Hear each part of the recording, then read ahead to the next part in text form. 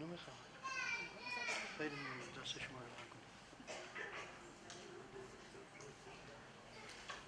عليكم ورحمة الله وبركاته. أعوذ بالله السميع العليم من الشيطان اللعين الرجيم. بسم الله الرحمن الرحيم. الحمد لله رب العالمين، والصلاة والسلام على أشرف الأنبياء والمرسلين، حبيب إله العالمين أبي القاسم المصطفى محمد. اللهم صل على محمد وعلى أهل بيته الطيبين الطاهرين المعصومين المنتجبين. قال الله في كتابه الحكيم: بسم الله الرحمن الرحيم: وعهدنا إلى إبراهيم وإسماعيل أن طهر بيتي للطائفين والعاكفين والركع السجود.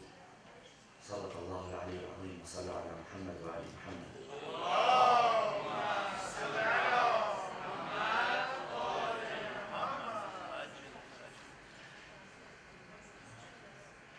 Today we are in the month of Dhul-Qa'dah. Next month is the month of Dhul-Hijjah in the Islamic calendar. The month of Dhul-Hijjah is the final month in the Islamic calendar before the beginning begins with the month of Muharram. And so I thought it would be prudent if we spoke about the legacy of our forefather Ibrahim, because Ibrahim, the Prophet was the one whom Allah subhanahu wa ta'ala chose to lift the foundations of the Kaaba. But before we reflect on Ibrahim, I want to speak about something else first. Today, in this day and age, we are living in a society which, for the most part, places a large focus on people as individuals rather than a group.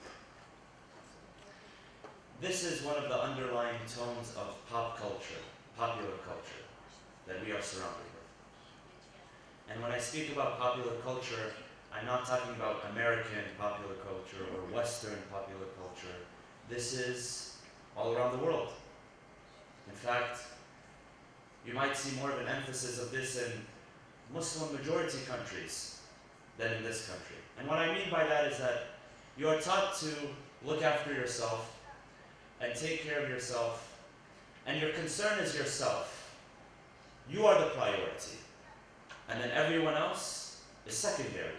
Your family even, your friends, the group, the society that you live in is secondary.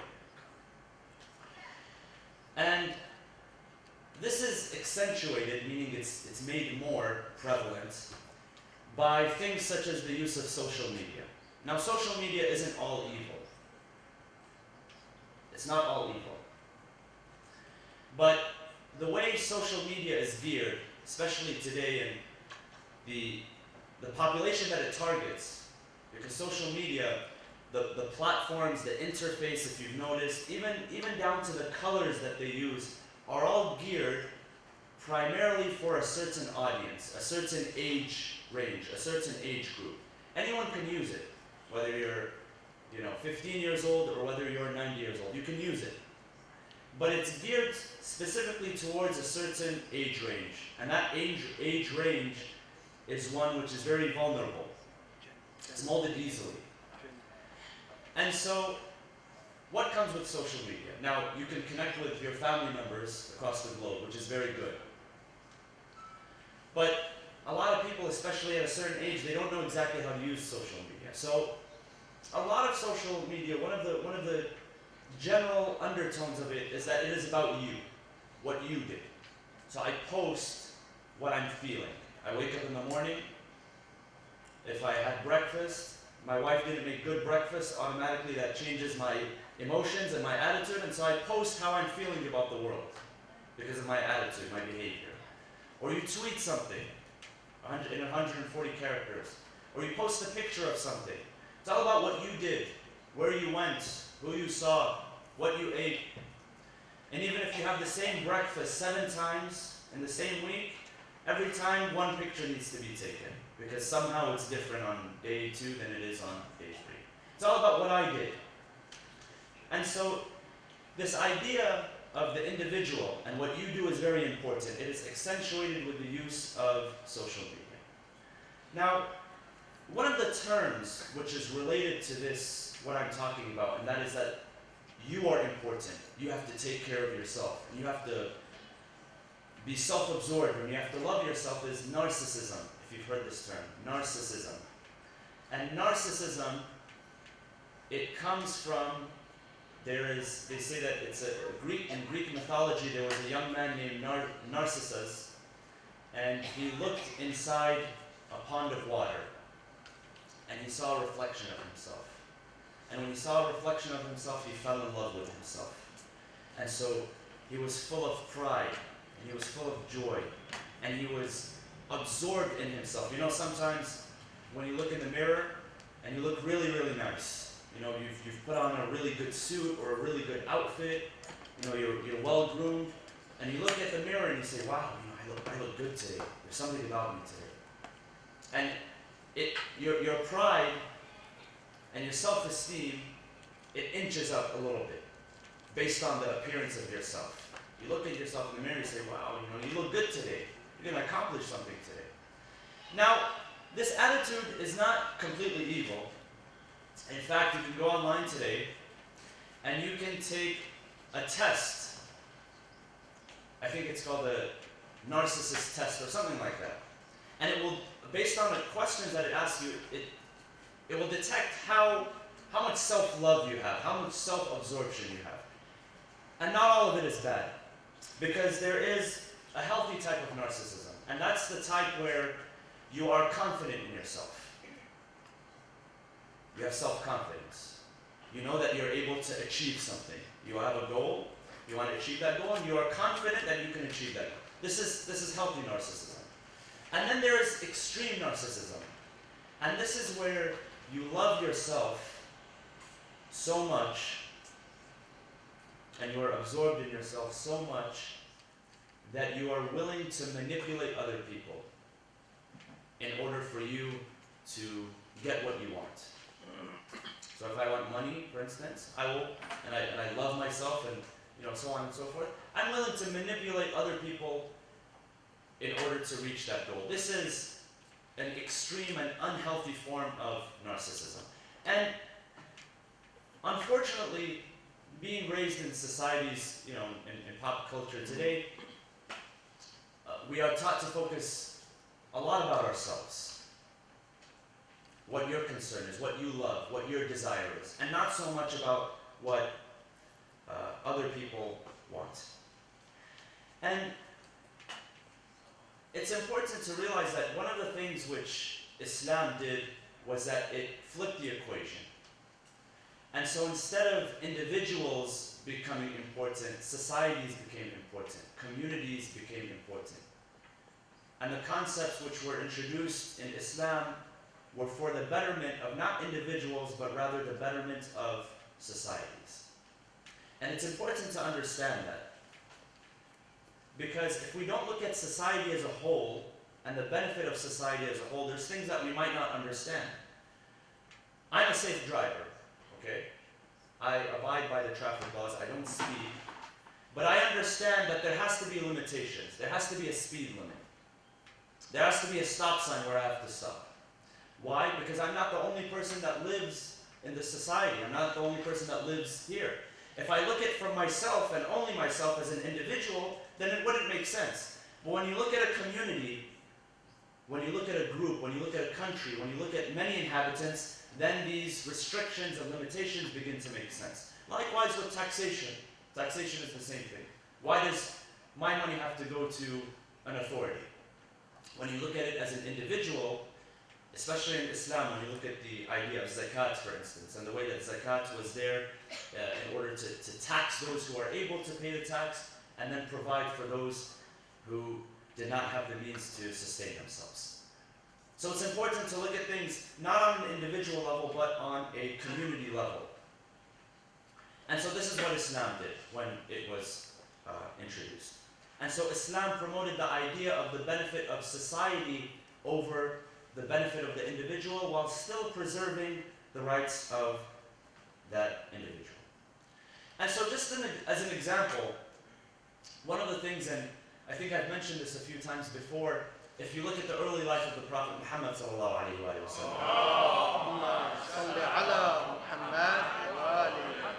The Prophet, by the way, even before the age of 40, when he was ordained as a prophet, was a man of integrity, honesty, trustworthiness, and truthfulness. And so the Prophet had worked very hard. He had worked many years in order to build this reputation for himself. So when he was ordained as a prophet, it wasn't out of the blue. Why this random man, this orphan, at the age of 40, in Arabia, in Mecca? Why? Why this person? It wasn't out of coincidence. The Prophet had built his reputation so that when he became ordained as a prophet, there were people who questioned him, but a lot of people, they believed him right away, including the first person to believe him was his wife Khadija. And she reminded him, she told him, when he came back from receiving the first revelation, that you are a trustworthy person, you are truthful, you built this reputation for yourself. Don't be surprised that you are now ordained as a prophet of Allah. And so one of the things that he did, a lot of times we don't know about the history of the Prophet before the age of 40, and rightfully so, because there's not much history there. After Islam, everything was written, because the Prophet told people, write down everything that you hear me say. Write down everything that you see me do. Even sometimes when the Prophet would walk, they would write the number of steps that the Prophet would walk, if he was greeting someone or something like that. And so there's not much history, but we do have some history of what happened. And one of the things that the Prophet did, and I mentioned this a few times, was he established an alliance, which they called Hilf al-Fudul, the Alliance of the Virtuous. And it was a group of tribal members who had gotten together by themselves in order to protect, it was sort of like a policing group, which would protect the financial interests of individuals. People who lived inside the city and people who came outside. So nobody would get ripped off. So this is one of the things that the Prophet did earlier on in his life. Because before that took place, if you were an individual from a certain member of a certain member of a certain tribe or a certain clan, you were able to get away with things that others were not able to get away with. And so with the introduction of Islam, things like that were canceled, opportunities like that were canceled. And so the focus became on society as a whole, even encompassing the rights of Muslims and non-Muslims as well. And so one of the things which was very significant was the fact that the Muslims were taught, upon the revelation of the Quran to the Prophet Muhammad, through the teachings of the Prophet Muhammad, they were taught to be generous with their wealth, to think about society more than sometimes, some of them, they thought about their companions more than even their own family members. They weren't worried about their own family members, but they were worried about their neighbors and their companions. And so one of the things that they would do was an act which was known as ithar. And ithar is when you're very, very genuine, you're very generous, to the point where you would take up to half of your wealth and you would give it to the needy. If a neighbor came into town, if he was an immigrant or if he was a refugee, and that happened a lot back then because individuals would accept Islam, this is during the early days of Islam, individuals would accept Islam against the approval of their family members. And so their family members would torture them, they would kick them out of their homes, they would exile them. And so when they would come to the Prophet, when they would come to the Muslim community, they had nothing with them. And so one of the things that they were taught to do, the Muslims, was that they would receive these people, and sometimes one person would give another person up to half of his wealth, split his wealth completely in half and provide it for his new neighbor. And so the idea was that you think about your society and you think about your community rather than only protecting your own interests. Chapter number 59 in the Quran, Surah Al-Hashr. And this chapter speaks about one of the battles which took place between the Muslims and a Jewish group known as Banu Nadir. And this was one of the tribes which had collaborated against the Prophet during one of the battles. And so Surah Al-Hashr, chapter number 59, describes what took place.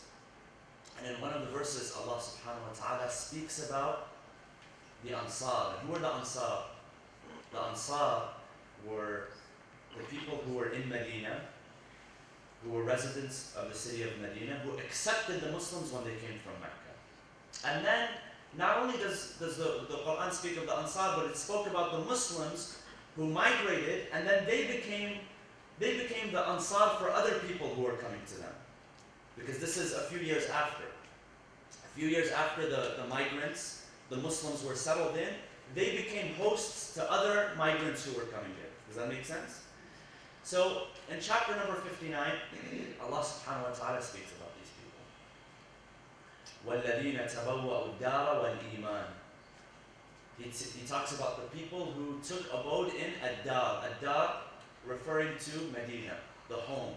Ad-Dar wal-Iman min qablihim yuhibbuna man hajara ilayhim. They love those who perform hijrah to them.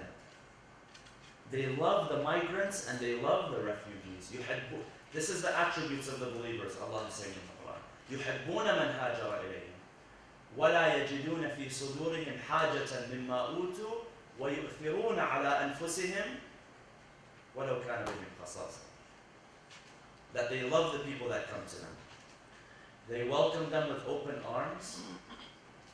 And even if it was going to hurt their pocket, they would do ithar, meaning they would be extremely generous with the migrants which would come to them. They would give them everything that was provided. Because these very same people only a few years ago were migrants themselves. So you see how they know the value of when you are offered support. When you are in need and then you are offered support, it's different than a person who is never in need. Does that make sense? And so these people understood the value of help. And so they provided that help in the same way that it was provided to them. And so Allah is praising them in the Quran in chapter number 59. He says even if it hurts their wallet, they are still very open. They welcome with open arms. They provide food, they provide shelter, they provide services. They don't see the immigrants, they don't see the migrants and the refugees as a burden. Do you follow the news today? What's happening? It's good if you don't follow the news. I try not to follow the news, only 15 minutes every few days. But there are stories which stand out. And we know about the immigrant crisis, which is, are you seeing the pictures in Europe? What's happening on the shores, on the beaches? Do you know what hurts more than the images? Is that the same countries which are responsible for the terrorism which sends these refugees to another country, there are 0 refugees in those countries. None of them. And they have to run to the non-Muslims. This is, by the way, history repeating itself. This isn't the first time this has happened. In Iraq in the 90s, for those of you who are familiar with what happened during the war, the refugees who were taken from southern Iraq, the millions who were taken from southern Iraq, who rescued them? Were they Muslims that rescued them? They were Christian and Jewish organizations, churches and synagogues. Came to the aid of Muslims when other Muslims could not, or did not. And the leaders of these very same countries, one of them is coming here next week, and I was reading today in the news, a hotel in DC in Georgetown, I forgot the name. They've rented all 220 rooms, all of them. Completely, all of them.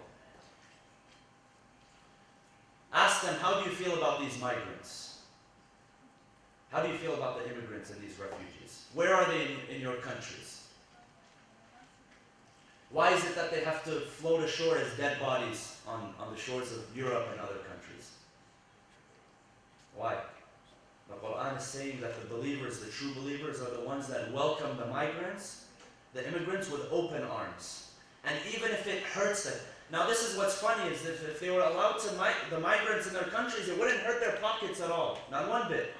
But the Quran says even if it hurts your pocket, you welcome them with open arms. This is what the Quran, we think sometimes, why is the Quran telling us about a battle that happened 1400 years ago? It's because it fits exactly what we're talking about today. يُحِبُّونَ مَنْ هَاجَرَ إِلَيْهِمْ. The believers are the ones that love the ones who do hijrah to them. وَلَا يَجِدُونَ فِي صُدُورِهِمْ حَاجَةً مِّنْ. In their sudur, in their chest, there is no haja, there is nothing in their hearts. Meaning, come to me, I will welcome you with open arms, I will feed you, I will clothe you, I will give you shelter, and you will find nothing in my heart against you. وَلَا يَجِدُونَ فِي صُدُورِهِمْ حَاجَةً مِّمَّا أُوتُوا وَيُؤْثِرُونَ عَلَىٰ أَنفُسِهِمْ وَلَوْ كَانَ بِهِمْ خَصَاصَةٌ. Even if it hurts your pocket, still be generous with them. So this is this is the culture that the Quran was trying to foster. Be generous.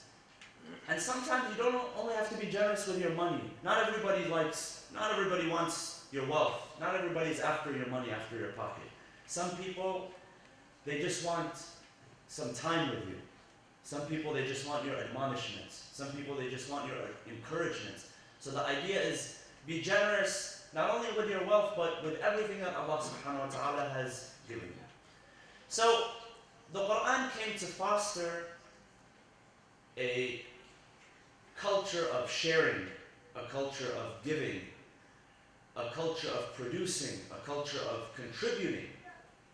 And this is why one of the first things that Allah subhanahu wa ta'ala ordered our Prophet to do when he went to Medina was to build the masjid. Why the masjid? What does the masjid have anything to do with giving and contributing? Back then, during the days of the Prophet and during the days of the Imams of Ahlul Bayt alayhim salam, the masjid was not merely a place of cultural gathering. And that's what, unfortunately, a lot of masajid, that's what they have become, in a lot of places across the globe, is that they have become merely places of cultural gathering, where there's free food sometimes, and then there's free tea and free coffee, and your buddies are there. Instead of inviting them to your home, you get to go to the masjid because you don't have to clean up after yourself. You don't have to serve the tea. Everyone is... And this is how, not here, alhamdulillah, but a lot of places, you find that the masjid has become just either that, a place of social gathering, or only a place of worship. Only when people are worshiping, they're there and nothing else. This wasn't how it was in the early days of Islam. Because the masjid was not only the place of worship, it was a place of learning, it was a place of teaching, it was a place of contribution, it was a place of shelter, it was a place of refuge.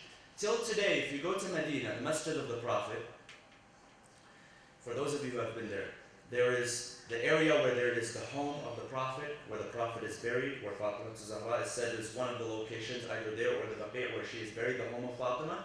Before that, there is a platform. This platform exists until today, was a designated area for people who were homeless, didn't have anywhere to sleep. Right next to the home of the Prophet, there was a platform which was built for them. So it was a place of, and now, mashallah, you go and everybody's sleeping all over the place in the masjid. They don't wake up until that night. They get up and pray. It was a place of contribution. It was a place of refuge. It was a place of service. Sometimes it was even a place of judgment. The masjid in Kufa, where Amir al-Mu'mineen was, Imam Ali alayhi salam was, there was a place, and today if you visit Masjid al-Kufa, you'll see it. It's called Dakkatul Qada. It's a platform which was for Qada, the passing of judgments. So it was also similar to a courthouse. People would marry inside the masjid. People would gather and congratulate one another, and it was a place of happiness. And so one of the greatest contributions to society was the building of that masjid, because it was a place where people could seek refuge for all of their affairs, all of their matters. Now, since today we are in the month of the Qa'dah, and next month is the month of the Hajj, where we perform the Hajj rites. One of the things that I wanted to speak about was the legacy of the Prophet Ibrahim. Because before the building of the masjid of Rasulullah sallallahu alaihi wasallam, one of the first houses of worship, or the first house of worship to be dedicated on earth, was the Kaaba. Now tradition has it that when Ibrahim descended to earth, when Adam descended to earth, he was commanded to lay the foundations of the Kaaba. And then when Ibrahim came, he was ordered to raise the foundations of the Kaaba, to build something on top. And this is why the Quran says, case of the Prophet Ibrahim, وَإِذْ يَرْفَعُ إِبْرَاهِيمُ الْقَوَاعِدَ مِنَ الْبَيْتِ, that Ibrahim lifted the foundations which already existed. And so this place was dedicated as a house of worship. Now, why Mecca? Why Arabia? Now, the Old Testament and the Quran both agree on the fact that Ibrahim did not have children in the beginning. The book of Genesis states this, and the Quran states this as well. Ibrahim didn't have children in the beginning. And he became an old man. His wife became an old woman. History tells us somewhere in the 70s, before they even had children. And so they were in a state of, yes, hopelessness. If we can't have children now and we're a very old age, we're not going to have children anymore. It's going to be impossible. And so his wife, Sarah, she didn't entertain the possibility of becoming pregnant for the rest of her life. But by the miracle of Allah subhanahu wa ta'ala, now she became pregnant. But before she became pregnant, and some history suggests that she had suggested to Ibrahim, because she had Hajar was her maid, she had suggested that if Ibrahim wants children, he can procreate with her. And so Hajar became pregnant. She gave birth to Ismail. And then Sarah after that became pregnant. And she gave birth to Ishaq. And so the two brothers were of the same father, Ismail and Ishaq, were both from Ibrahim, but their mothers were different. So the mother of Ishaq was Sarah, and the mother of Ismail was Hajar. And so history suggests that after a while, for some odd reason, we don't know why, Sarah had suggested, she said that I don't want to see your son anymore from Hajar, and I don't want to see Hajar anymore. And so Ibrahim sent, and Allah subhanahu wa ta'ala supported the decision of Ibrahim to send Hajar and the new baby boy, Ismail, to a place which is described in the Quran as a barren valley. It's a valley, so it's in between mountains, and it is barren, meaning that nothing grows there. There are no plants, there are no trees, anything significant like that. And if you go to Mecca today, you'll see that it's a valley between very huge rocks. And it's barren, not much grows there, there's not much vegetation. But by the command of Allah, he was ordered to go there. And when he was there, he was ordered to resurrect the Kaaba, to lift the foundations of the Kaaba. And so along with his son, Ismail, they were able to lift the foundations of the Kaaba, but there were no inhabitants. So what does Ismail do? After building the Kaaba, Allah, I built your house, but no one is coming here. So no one has interest in this place. So he tells him, stand on top of the mountain and call people to Hajj. And they will all respond to you. Everyone will respond to you. Everyone in your vicinity. And so with much faith, imagine, you're told to build a building and then get on top of a mountain and shout and tell people to come. This was far-fetched. But Ibrahim had very, very strong faith. Very strong faith. And so he went on top of the mountain and he called people. And lo and behold, people came and they said, by the way, this is more than 1,000 years before Islam. People came to the house of Allah and they began performing the tawaf. So Ibrahim in reality was the one who laid the foundations for this practice that we have today. It's not something that began during the days of Islam. It began during the days of Ibrahim. And I'll share one fact with you, which I was reading today that it took my interest. It said that back then everybody used to come and circumambulate around the Kaaba because they knew that this was the house of God. And in that culture, if you wanted something from someone, you would circulate around their house. If I wanted something from you, I would come around your house. Today you get arrested, don't do it. But back then, people used to circulate around someone's house if they needed something. And so people would circulate around the Kaaba. Because everyone wanted something from Allah subhanahu wa ta'ala. Everyone used to do this. Now it's very interesting. Because in Mecca, you had the descendants of Ismail, and you also had the descendants of Ishaq. The descendants of Ishaq also came to Mecca. And the descendants of Ishaq were whom? The Jews, our cousins. And the descendants of Ismail were the Arabs. So they were both living in Mecca, both of these groups. But the descendants of Ismail, the Arabs, they became so much that they had to leave. They began leaving. But what did they do before they left? They took pieces of the Kaaba with them. They took stones. Now they placed these stones, wherever they lived, they placed them as altars. Next to where they lived, they were pagan tribes. The pagan tribes came, they took the idols and they said, oh, this is a perfect platform, boop, right on top of those stones. And they all began worshipping idols. Now slowly, they began moving back. When they moved back, they don't only take the stone with them, what did they take back? The idols. And this is how the idols came to Mecca. And they began to place them on top of the Kaaba. Guess who was annoyed by this? The sons of Ishaq, the Jews. At that moment, when they saw people began doing idol worship, they abandoned Mecca. They left Mecca. So in essence, they were the ones who tried to preserve the sanctity of the house of Allah. I know it sounds weird, but this is thousands of years ago, different mentality.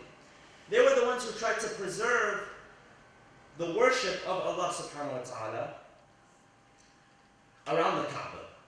But it was some of the, not all by the way, because we know that from the time of Ibrahim until the time of the Prophet Muhammad, and even after that, they were a class of people which we call the Hunafa.